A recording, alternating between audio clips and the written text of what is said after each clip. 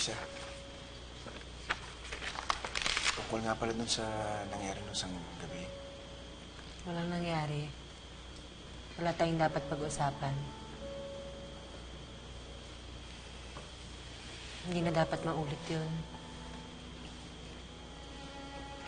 Huwag ka mag-alala. Hindi kita papamak, Luisa.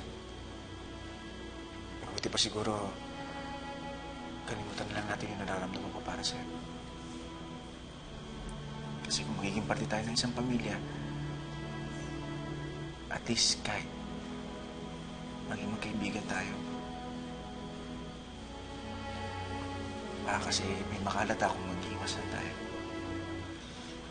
Kaya ko yun, Luisa.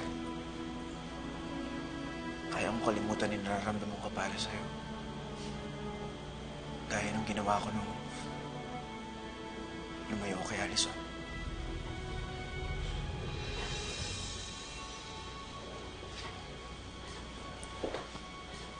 Mark and Allison!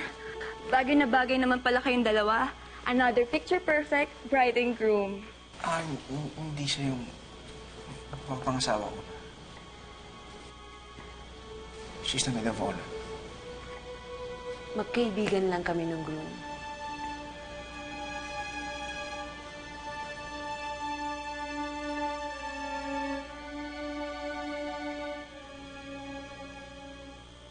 Luisa is my maid of honor, kaya she's mine until the wedding. Sorry, Lo, pero kailangan ko ang tulong niya today. Fine. Kaya lang sabihin mo dyan sa Mark na yan, huwag niya akong sisiraan sa asawa ko, ha? You know, I still find it hard to trust that guy. Wala nang galit sa inyo si Mark, Lo. Kaya kalimutan niyo na yung ex niyo sa fiancé ko. Okay. Si Mark at Luisa magkasama, nawala si Allison. Yes. Why are you smiling? No, I'm happy. You know, our family's growing. There's forgiveness, there's love, there's trust. I'll continue praying for this family.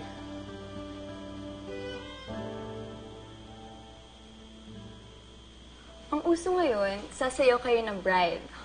Something cool na sayaw, and at the end of the dance, you cue in the fireworks. Hindi ako marunong sumayaw. Pero sir, kung gusto to ng bride, kailangan niyong ibigay. Excuse me lang may tatawagan ako. Alam mo, matutuwa talaga si Allison kapag nalaman niyang willing ka ibigay yung mga gusto niya. Gusto ko rin naman siya sumayaw. Hindi ko na naman basta ginagamit si Allison. Umaasa ako na pabalikin na nararamdaman ko para sa kanya. O nga pala, sir. Sa araw ng kasal, dapat may regalo kayo sa bride. Kasama yun sa wedding video niyo. Halos lahat nasa kanya na eh. Baka ikaw, may alam kung gusto ni Allison. Wala. Hindi ko naman alam na may ganun pala. Akala ko kasi sapat na regalo na yung mapapangasawang mahal mo.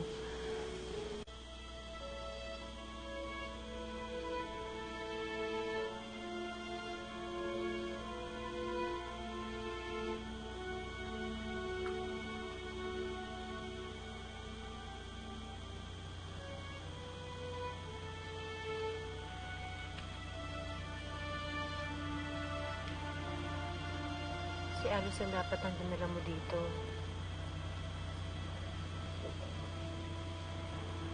Kung saan dinala ko dito,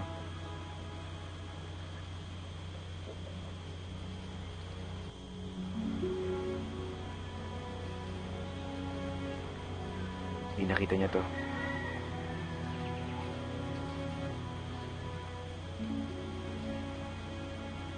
Halos lahat ng gamit namin na benta nung may sakit si Mama.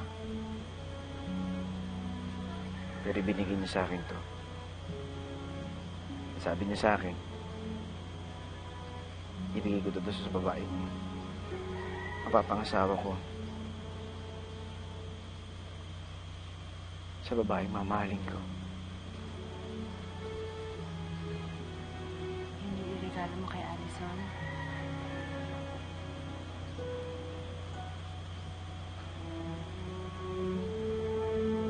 Paano pala ma kung magkaibang babae pala yun? Hindi mo man lang sa akin sinabi. Pero buti wala ka rin dito. Siguro papagalitan mo ako sa mga ginagawa ko.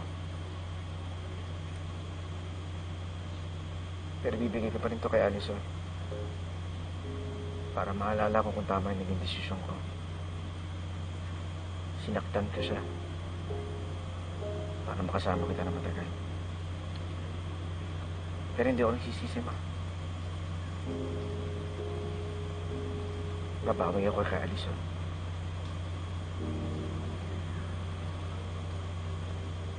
Mark,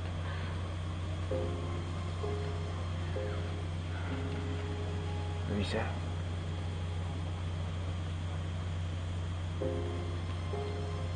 una na ako sa kotse. Iwan ko muna kayo ng mama mo, ha?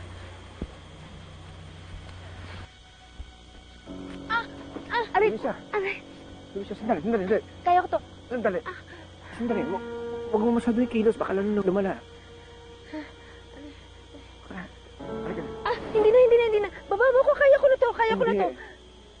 Baka bukas pa tayo makauwi niyan. Kailangan mo naman pa niya.